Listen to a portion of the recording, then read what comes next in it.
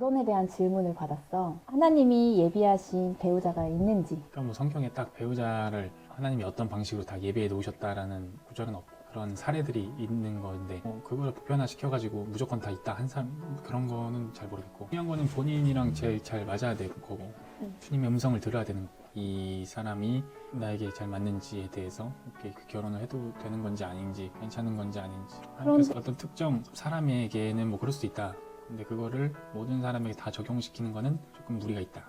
어떻게 하나님의 음성을 들어야 하는 건지. 끝난 사람인데 어떻게 주님의 음성을 못 듣는가? 그러니까 다 당연히 그건 다 들을 수밖에 없는 거고. 그 음성을 듣는 방법들. 방법은 여러 가지 있지. 뭐 사람도 편지를 통해서든지 전화를 통해서든지 문자를 통해서든지 다 의사소통을 하는 것처럼 성경을 통해서 아니면 서적을 통해서 사람 대화를 통해서 또 직접적으로 하나님과 교제를 통해서 이렇게 음성을 듣는 거. 일단은 하나님을 제일 사랑하는 배우자일 거고 그다음에 그 사람이랑 함께함을 통해서 뭐 다른 것보다도 내가 하나님께로 더 가까이 가게 되는 그런 배우자가 가장 지혜로운 배우자가 아닐까. 그 사람을 통해서 이제 하나님을 알아가고 배워가고 배우자를 결정할 때 사실 다 완벽하지 않기 때문에 그치. 부딪히는 부분도 많을 것이고 그럴 때마다 하나님이 만나게 하신 배우자가 맞나? 확신이 들 때가 있고 안 들 때가 있고 그 본인이 음성 듣는 게 제일 중요하고 뭐 하나님이 예비해 놓으셨다고 해서 완벽한 내 마음에 쏙 드는 배우자는 전 세계에 단 한 명도 존재하지 않고 어떻게 내 마음에 100%다 드는 사람이 있을 수가 있나. 나도 그래서 다른 사람들한테 그렇지 못한데 내 마음에 안 든다고 해서 주님이 예비하신 게 아닌가 봐라고도 할 수도 없는 거고 내 마음에 쏙 든다고 해서 주님이 예비하셨다라고도 말할 수도 없는 거고 그러니까 각자 그 상황에 맞게 하나님께 기도해보고 그런 프레임에 너무 매여서 그럴 필요는 없다고 생각하는 그 배우자를 정할 때 믿음직스럽고 내가 결정하는 거지 하나님이 정해주신 거냐 안 정해주신 거냐에 너무 매여서 이렇게 결정하는 거는 조금 너무 위험하지 않나. 하나님이 예정한 거는 어떤 특정 경우인 것이고 그것을 보편적으로 일반화시켜서 모든 사람에게 다 짝을 지으셨다라는 것까지 나아가면 조금 극단적인 게 아닌가라는 생각이 들고 나에게 주님께서 찾아오게 하시는 경우도 있고 그럼 그 사람 입장에서는 찾아온 거잖아. 그 사람 입장에서는 찾아 나선 거. 그러니까 이게 내가 찾아 나서냐 뭐 가만히 있어야 되느냐 그거를 이렇게 뭐 기다 아니다라고 딱 yes or no로 대답해 줄 수 있는 질문이 아니고 물 흐르듯이 자연스럽게 만나게 되면 되는 거고 뭐 그렇게 따지면 뭐 소개팅으로 만나고 선 봐서 만난 사람들은 다 주님이 주선한 게 아닌 거라는 그런 극단적으로 나갈 수도 없는 거고 배우자를 놓고 기도한 적이 있어? 배우자를 놓고 뭐 이렇게 막 간절하게 그런 건 없지만 그래도 그냥 하나님의 뜻대로 나에게 잘 맞고 배우자가 될 사람에 대해서 주님 잘 믿고 내게 하나님께로 같이 갈 수 있는 그런 배우자면 좋겠다 그런 것만 있지 뭐 어떤 사람들은 구체적으로 얘기하라고 기도해야 된다 뭐 그런 거일 수도 있고 그거에 대해서 기도하지 말라는 것도 아니지만 내 얘기를 하자면은 그냥 하나님 나는 이렇게 한 사람만 만나고 이제 그 사람과 딱 결혼하고 싶다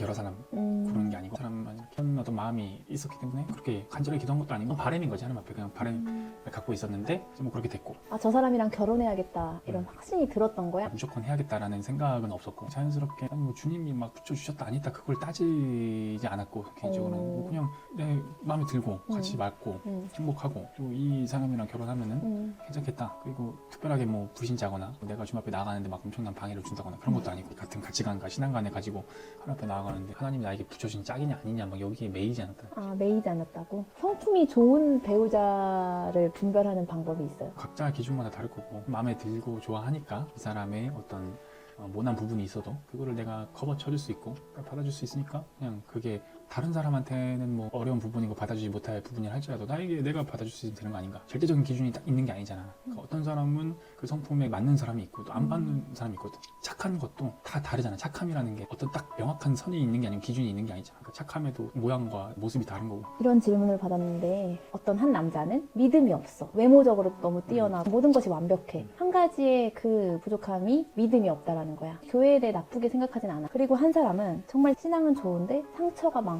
아픔이 많고 뭐 어떤 중독도 되어 있었었고 어렸을 때부터 어떤 가정 환경도 안 좋았고 그 상처를 받음으로써 왜곡되게 시선을 바라볼 때도 있고 하지만 하나님을 만났어. 회복되어서 나가고 있는 그런 사람이야. 이런 두 사람을 봤을 때는 어떤 사람을 만나는 게 지혜롭고 현명한 방법인 건가? 계속 질문들이 yes or no로 답할 수가 없는 질문인데 그럴 수밖에 없는 게 왜 그러냐면은 미래를 모르잖아. 믿음이 없는 사람이 있었잖아. 그 사람이 나중에 어떻게 믿음이 생길지도 그 믿음이 좋은 사람이라 할지라도 그 믿음이 나중에 꺾여질지 어떻게 알아. 그러니까 아무도 모르는 거라면 그러니까 계속 내가 말하는 게 뭐냐면은 하나님께 물어봐야 되는 거고 하나님의 인도하심을 받는 게 제일 중요하고 그 다음에 일반적인 케이스들마다 많은 경험을 해본 적은 아니지만 주변에 이런 이렇게 믿지 않는 사람들과 결혼하신 분들 중에 여러 케이스들을 보면은 물론 잘된 케이스들도 있지만 비율적으로 좀 어려워하는, 신학적으로 어려워하는 케이스가 좀 많다. 그 불신자와 결혼을 했을 때. 그래서 뭐 결혼하기 전에는 당연히 따라서 교회 간다고 하지만 그것이 잘 열매를 맺는 경우가 조금 드물었다. 이거는 뭐 내 주변에 그렇게 하신 분들의 케이스를 보면 좀 그런 경우가 있었고 참고를 하면 됐고. 근데 반대로 또 믿음이 뭐 하나님을 만났다고 하는데 그 정도가 어느 정도인지 모르겠고 정말 주님을 깊이 만나고 진짜 주님을 사랑하고 진짜 뭐 끝까지 잘 갈 수 있는 분이라면 괜찮겠지만 또 그것이 아니라면은 그냥 잠깐 경험하고 체험하고 수련회 가서 조금 은혜 받고 이 정도인데 주님을 만났다라고 할 수는 없는 거고.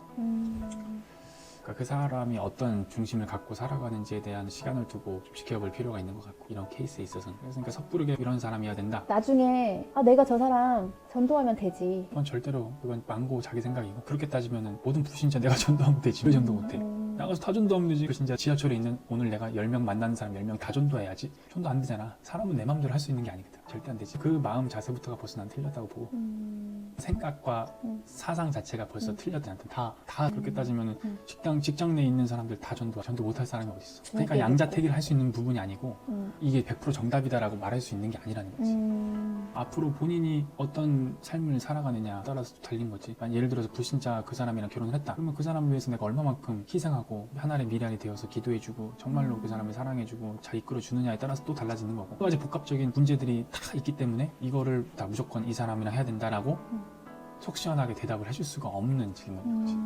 그러니까 본인이 정말 하나님 앞에 응답을 받고 가는 게 맞지만 주변 사람들의 경험을 봤을 때는 불신자와 어떤 결혼했을 때 신앙적인 부분에서 뭐 삶적인 부분은 모르겠지만 신앙적인 부분에서 대부분 좀 많은 퍼센티지의 사람들이 신앙적으로 어려움을 겪고 있다는 건 이제 말해줄 수 있는 거지. 참고사항.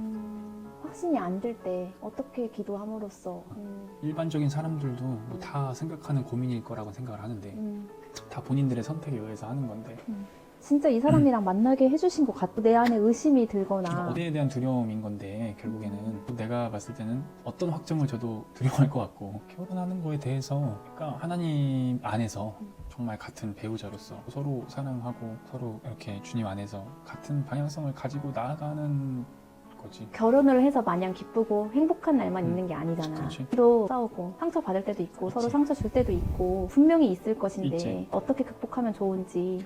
나는 서로가 서로에게 해줄 것도 필요하지만 결론적으로는 제일 중요한 거는 그 사람이 주님과 어떤 관계를 맺고 있느냐가 제일 중요한 것 같아. 남편과 아내가 각자 개인이 하나님 앞에 바로 서 있을 때 좀 부딪힘이 있더라도 주님 안에서 잘 해결이 되는 거지. 이게 언밸런스의 경우에는 힘든 거지. 만약에 주님과 관계가 너무 좋아. 그런데 나는 관계가 좋지 않아. 그럴 때는 좋은 쪽이 더 헌신과 사랑과 감당하면서 나아가겠지. 계속 기도해주고 이렇게 도와주고 서로 연약하고 또 끌어주는 답. 이 사람의 강점이 이 사람에게는 없을 거고 또 이 사람의 강점이 이 사람에게 없을 거고 그러니까 그런 부분에 있어서 서로가 어떤 연약하고 다른 부분이 있기 때문에 이게 안 맞으니까 다투는 거죠. 그러니까 그 세상 말로 성격 차이라 그러잖아.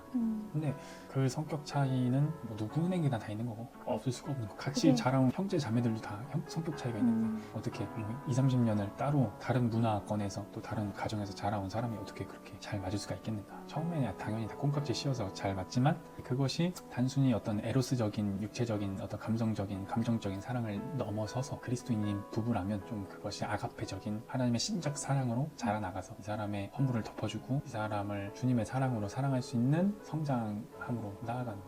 그렇게 하기 위해서는 이제 한 사람이 개인적으로 주님 앞에 정말 깨어져야 될 부분 깨어지는 거고 부인 되어져야 될 부인 되어져야 되고 깎아줘야 되는 깎아줘야 되고 각자가 이제 주님 앞에 나아가는 거죠. 하나님이 예비하신 짝이 맞아요? 이렇게 기도하고 어떻게 해줘야 확신이 딱 드는 거야. 꿈에 나타나서 이 사람이다 이렇게 해줘야 그런 경우는 사실 드물고 나는 내가 배우자를 선택했을 때 나를 그냥 하나님께로 이끌어주는 사람 그래. 그거 하나였던 것 같아. 그래. 그러니까 각자가 다 다를 거란 말이지. 그러니까 무조건 이렇게 해야만 주님이 확답을 주신 것이다, 응답이다 그렇게 말할 수가 없다라는 거지. 근데 나도 응답을 받진 않았던 것 같아. 그러니까 그게 응답이라는 게 막 꿈에 나타나가지고 그 남자를 데리고 오던 이 사람이다. 그래서 이 사람이랑 무조건 이런 건 없다라는 거지.